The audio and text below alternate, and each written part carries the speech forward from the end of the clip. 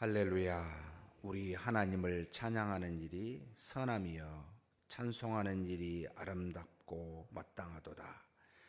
여호와께서 예루살렘을 세우시며 이스라엘의 흩어진 자들을 모으시며 상심한 자들을 고치시며 그들의 상처를 싸매시는도다. 그가 별들의 수요를 세시고 그것들을 다 이름대로 부르시는도다.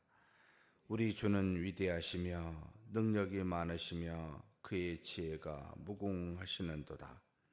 여호와께서 겸손한 자들은 붙드시고 악인들 땅에 엎드러뜨리시는도다. 감사함으로 여호와께 노래하며 수금으로 하나님께 찬양할지어다.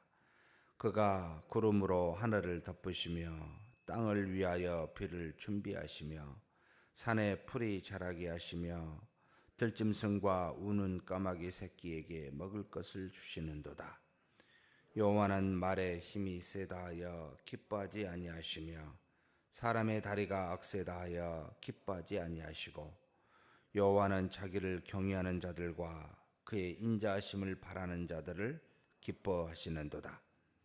예루살렘아 여호와를 찬송할지어다. 시온아 내 하나님을 찬양할지어다. 그가 내 문 빗장을 견고히 하시고 내 가운데에 있는 너의 자녀들에게 복을 주셨으며 내 경내를 평안하게 하시고 아름다운 밀로 너를 배불리시며 그의 명령을 땅에 보내시니 그의 말씀이 속히 달리는도다. 눈을 양털같이 내리시며 서리를 재같이 흩으시며 우박을 떡 부스러기같이 뿌리시나니 누가 능히 그의 추위를 감당하리요. 그의 말씀을 보내사 그것들을 녹이시고 바람을 불게 하신즉 물이 흐르는도다. 그가 그의 말씀을 야곱에게 보이시며 그의 율례와 규례를 이스라엘에게 보이시는도다. 그는 어느 민족에게도 이와 같이 행하지 아니하셨나니 그들은 그의 법도를 알지 못하였도다. 할렐루야. 아멘. 마지막 시편 5개 146에서 150까지는 우리가 어제 말씀을 나눴습니다. 할렐루야로 시작해서 할렐루야로 마치는 찬양입니다. 하나님을 찬양하자, 높이자, 하나님을 드러내자 라고 하는 146에서 50편까지의 시편입니다. 147편의 특징은 다 똑같은 비슷한 어떤 5편의 시편이기도 하지만은 70인역에는 이것을 2편으로 이제 나눈 것이 특징입니다. 우리가 가지고 있는 150편과 70인역도 똑같이 150편, 150개가 있는데 70인역에는 시편 9편과 10편 그리고 114와 115를 하나로 묶어서 한 시편으로 되어 있고 그리고 116편과 우리가 오늘 본 147편은 2개로 나누어서 이렇게 150개를 만들어 놨습니다. 그 이유는 모르겠습니다. 70인역에 왜 그렇게 편집자가 하였는지는 모르지만 어떻게 됐든 147편은 1절에서부터 11절까지가 한 시편으로 되어 있고 12절에서부터 20절까지가 나누어진 또 다른 시편으로 되어 있습니다.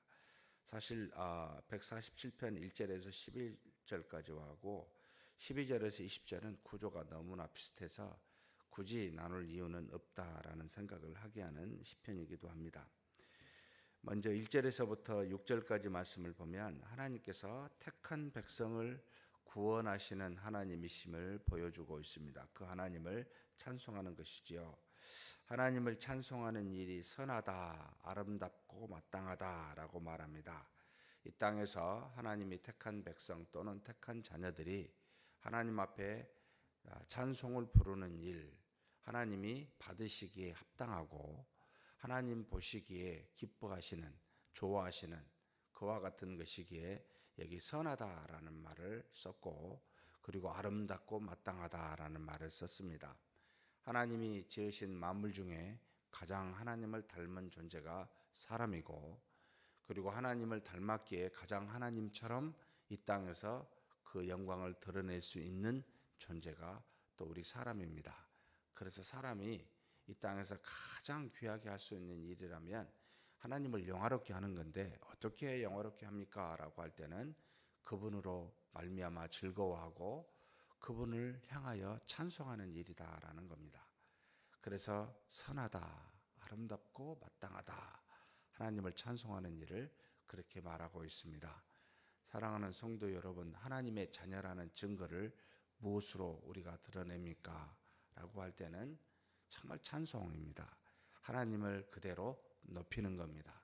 그래서 우리의 가진 입술은 무엇을 위해서 사용해야 되겠습니까? 밖으로 나가는, 여러 사람에게 나가는 것이라면 아마도 하나님의 말씀일 거고, 하나님을 향하여 가는 것이라고 하면 그것은 찬송일 것이다 라는 생각을 하게 합니다.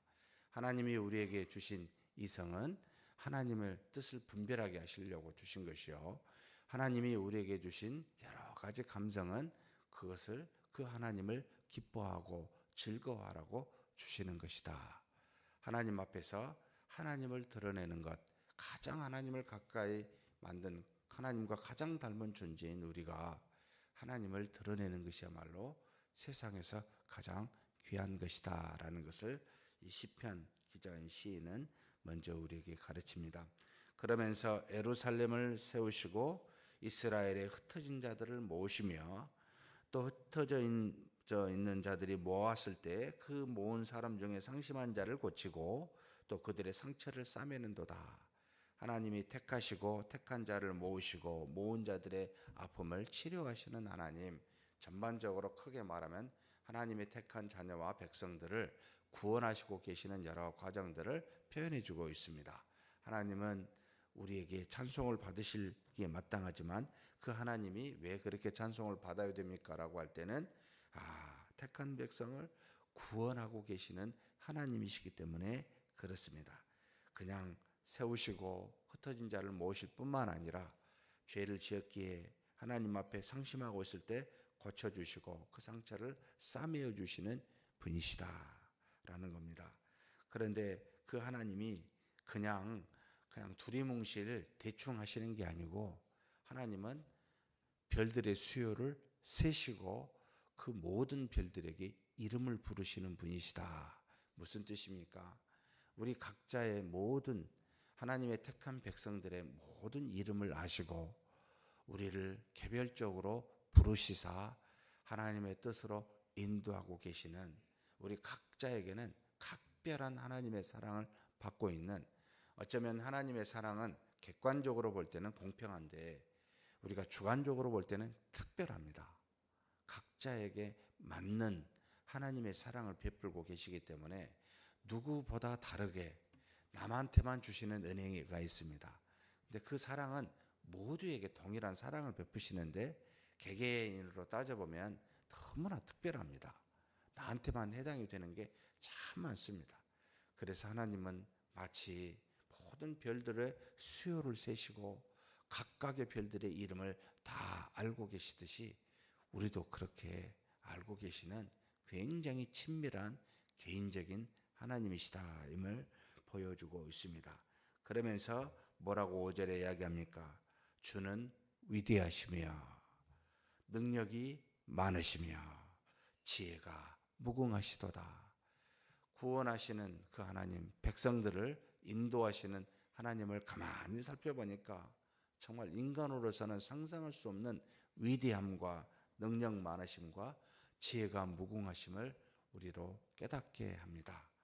사랑하는 성도 여러분, 우리가 하나님을 기대해야 됩니다. 하나님만 의지하셔야 됩니다. 어찌하여 눈에 보인다고, 어찌하여 나한테 좋은 말 좀 한다고 사람을 기대하고 의지하는지 모르겠습니다. 여러분, 정말 덧없습니다. 한 입으로 두 말하는 게 우리입니다. 호산나 호산나 외치면서 십자가에 못 박아라 못 박아라고 외치는, 여러분, 그 사람들은 동일한 사람들입니다. 그렇게 하나님을 사랑했다고 고백하면서 금방 조금만 주어지면 배반하는 우리들. 저 사람이 나한테 좋은 행위했고 선한 행위했고 좋은 말했다고 막 좋아하고 박수치다가 금세 변하여 뒤통수 치는 우리들. 여러분, 우리도 그렇고 우리 주변의 사람들도 그렇습니다. 그러니 처음부터 의지하지 마시고 위대하시고 능력 많으시며 그 지혜가 무궁하신 하나님만 기대고 의지하십시다. 그래야 상처를 안 받아요. 그러면 주변의 사람들은 어째요? 바라보면서 이 패배한 자, 이 죄인들 이렇게 바라보시되, 여러분 긍휼하심으로 인자하심으로 하나님이 우리를 대하는 사랑하심으로 사랑의 대상입니다. 인자와 긍휼의 대상입니다. 불쌍하다 생각하며 그렇게 바라보셔야 됩니다. 다 똑같습니다. 돈이 좀 있다고, 좀 뭐 좀 갖고 있다고, 여러분 좀 지나면 똑같습니다. 미국인이나 한국인이나 영국인이나 북한이나 남한이나 사실 똑같습니다. 사람은 어디를 가든지. 도대체 무엇으로 도토기를 기재기재는지 모르겠습니다. 여러분 다 우리는 한결같이 하나님 앞에 죄인입니다. 그러니 하나님만 의지하는 저와 여러분이 되기를 주의 이름으로 축복합니다. 그러면서 6절에 뭐라고 이야기하냐면요, 여호와께서 겸손한 자들은 붙드시고 악인들은 땅에 엎드려 뛰신도다. 겸손과 악인이라는 걸 선인과 악인으로 또는 겸손과 교만으로 비교하지 않고요, 겸손한 자들과 악인들로 비교합니다. 사실 겸손한 자들은 뭐죠? 하나님을 알고 자기를 아는 자들을 겸손이라 그럽니다. 겸손을 낮아진다라고 생각하지 마십시오. 높아진 적이 우리는 한 번도 없습니다. 뭔가 높아지면 낮아질 거라고 생각하는데 그게 아니고, 겸손의 본질은 낮아져 있는 상태를 알고 있을 때가 겸손입니다. 그러니까 일어서지 말자는 거죠. 그냥 쫙 엎드려 있어야 안 넘어지는데 자꾸 일어서니까 넘어지잖아요. 그냥 항상 엎드려져 계십시오. 그냥 넘어져가지고 일어설 생각을 안 하는 게 우리한테 도움이 됩니다. 그러면 넘어져 있는 상태가 뭡니까? 나는 정말 어쩔 수 없는 죄인이라는 겁니다. 나에게서 나오는 모든 것은 악하다는 겁니다. 그러면 하나님은, 온전하신 하나님은 모든 의와 선과 자비와 인자와 공의이 전부 그분에게서 나옵니다. 그러니 이것을 알고 있는 상태가 바로 겸손입니다. 이걸 잊어버린 상태가 교만입니다. 그래서 내가 뭔가 선한 일을 할 수 있다고, 그래서 내가 뭔가 드러나고 일어나고 뭔가 인간이 위대하다고 생각하면 그때부터는 겸손이라는 말 쓸 수가 없습니다. 마치 하나님의 그 어떤 영역을, 하나님의 그 어떤 자리를 차지하려고 쓱 올라가 있습니다. 그래서 입에서 이제는 뭐가 나옵니까? 비교해서 이야기합니다. 내가 높아져 있든지 상대를 낮추든지, 나를 찬송하여 찬미하여 나를 높이든지 상대를 비하여 그 사람에게 상처 주든지, 두 가지 종류의 말이 나오게 되어 있습니다. 여러분 그러지 마시고 하나님 앞에 바로 우리가 만나면, 하나님을 우리가 만난 순간 느끼는 감정이 뭡니까? 아시잖아요. 사실 기쁨은 그 다음에 옵니다. 처음에 하나님을 만나면 바로 느끼는 감정은 고개를 들 수가 없습니다. 나는 죄인이라는 사실입니다.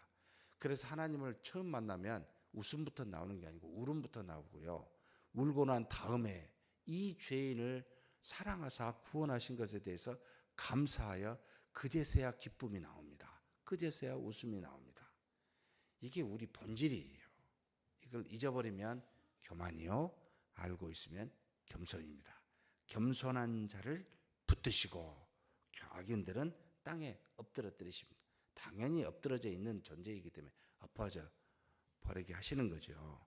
그러면서 7절에서 11절까지는 택한 백성을 구원하시는 하나님을 말하지 않고 이제 만물을 다스리시는 하나님에 대해서 말씀합니다. 감사함으로 여호와께 노래하며 수금으로 하나님께 찬송할지어다 다시 이야기해놓고 8절에서 9절에 구름으로 하늘을 덮으시며 땅을 위에 비를 준비하시며 산에 풀이 자라게 하시며 들짐승과 우는 까마귀 새끼들에게 먹을 것을 주시는도다. 하나님께서 만드신 모든 만물 가운데 필요한 일들을, 섭리하시는 일들을 말하고 있습니다. 구름으로 하늘을 덮으시기도 하고 땅을 위해 비를 준비하시기도 하고 산에 풀이 자라게 하시기도 하고, 풀이 그냥 자란 게 아니고요, 하나님이 자라게 하십니다. 들짐승과 우는 까마귀들이 찾아다니다가 우연히 발견한 게 아니고요. 하나님이 먹이십니다. 이 모든 일을 하나님이 하고 계시다고 지금 시인은 이야기하고 있습니다. 그러면 우리는 어떤 사람이 돼야 되겠습니까? 말이 힘이 세다고, 우리 다리가 힘이 세다고, 건강하다고, 하나님은 이걸 기뻐하시는 게 아니고 뭘 기뻐하신다고요? 자기를 경외하는 자들과 인자하심을 바라는 자들을 기뻐하시는도다. 하나님을 향하여, 그 섭리하시는 만물을 다스리시는 하나님을 향하여 두려워 떠는 마음으로 믿고 있는 자, 경외하는 자죠. 그리고 나 같은 죄인을 그 섭리하시는 다스리시는 하나님이 공의를 베푸사 구원하셨기에 그 하나님의 인자하심을 바라고 나아가는 자를 기뻐하신다는 겁니다. 하나님을 두려워하십시다. 인자하심을 기대고 우리 죄 붙들고 하나님 공의를 베풀어 주십시오 하고 나갑시다. 이것을 기뻐하시는 하나님이시다라고 이야기합니다. 그러면서 12절에서부터 20절은 거의 1절에서 11절의 반복인데요. 택한 백성들에게 복을 주시는 일과 말씀으로 만물과 백성을 다스리고 계시는 하나님을 말하고 있습니다. 12절에서부터 14절까지 보면 예루살렘의 시온아 여호와를 찬양할지어다. 13, 14절은 택한 자에게 복을 주시는 장면입니다. 내 문빗장을 견고히 하시며 내 가운데 있는 너의 자녀들에게 복을 주시며 내 경내를 평안하게 하시고 아름다운 밀로 너를 배불리시며, 우리가 이 땅에서 바라는 것들이죠. 내가 지금 살고 있는 이 인생길이 견고하게 해달라고 문빗장으로 어떤 환란이 없게 해달라고 기도하잖아요. 우리 자녀들에게 복을 달라고 기도하잖아요. 내가 지금 살고 있는 이곳에서 평안이 있기를 바라고 있고, 그리고 내가 하는 모든 일이 잘 돼서 배부르게 해달라고, 이것이 이 땅에서 바라는 신자들의 모습이죠. 하나님이 이걸 주신다는 겁니다. 그러면서 뭘 이야기합니까? 하나님께서는 명령을 땅에 보내시니 그 말씀이 속히 달리는도다. 하나님이 말씀하시면 속히 성취된다는 겁니다. 눈을 양털같이 내리고 서리를 저같이 드시고 우박을 떡부스러지같이 뿌리시고 그것을, 그 추위를 누가 감당하고 그것을 또 단번에 말씀으로 녹이시고 바람을 불게 하사 물이 흐르듯이 없어지게 하는 것이 하나님이십니다. 곧 말씀으로 만물을 다스리고 계시는 것을 우리에게 보여주고 있습니다. 그뿐만 아닙니다. 하나님이 택한 백성들도 말씀으로 다스린다고 19, 20절에 말합니다. 그가 그의 말씀을 야곱에게 보이시며 그의 율례와 규례를 이스라엘에게 보이신도다. 야곱과 이스라엘을 말할 때는 항상 12지파를 이스라엘 백성이 생각해서 택한 백성의 하나의 대표자로 늘 이스라엘의 하나님, 야곱의 하나님은 아브라함을 택하여 그 후손 곧 12지파로 장성하게 왕성하게 된 그 백성을 말할 때 쓰는 용어입니다. 하나님이 택한 백성들에게 말씀을 주셨습니다. 율례와 규례를 주셨습니다. 뭐라고요? 그 말씀과 율례로 다스리시고 통치하시는 하나님이시라는 겁니다. 만물뿐만 아니라 만물로는 즉각적으로 하나님께서 그 말씀으로 다스리지만 우리에게는 말씀을 주시사 그 말씀을 붙들고 우리로 순종하도록 요구하고 계십니다. 하나님의 택한 백성이요 자녀로서. 그래서 20절에 뭐라고 표현합니까? 어떤 민족에게도 이같이 행하신 적도 없고 그 법도를 준 적이 없습니다. 그래서 그들은 알지 못합니다. 오직 하나님의 백성과 자녀만 합니다. 사랑하는 성도 여러분, 이거 붙들고 사는 사람이 누굽니까? 우리밖에 없습니다. 세상 사람들 이거요 알긴 한지 모르겠습니다. 우리는 이 말씀, 능력의 말씀을 붙들고 이 말씀을 주신 대로 하나님이 통치하십니다. 그러니 믿음으로 하나님을 경외하며 인자하심을 기대며 말씀대로 순종하는 저와 여러분이 되기를 주의 이름으로 축복합니다. 하나님 아버지 감사합니다. 택한 백성을 구원하셨고 만드신 만물을 다스리신 우리 하나님을 찬양합니다. 오직 겸손한 자를 붙드시고 악인들을 땅에 흩트리시는 하나님 앞에 우리가 그 하나님의 위대하심과 또 그 하나님의 놀라우신 능력과 또 그 지혜의 무궁하심을 알고 하나님만 경외하며 하나님만 의지하며 믿음으로 사는 우리 모두가 되게 하여 주시옵소서.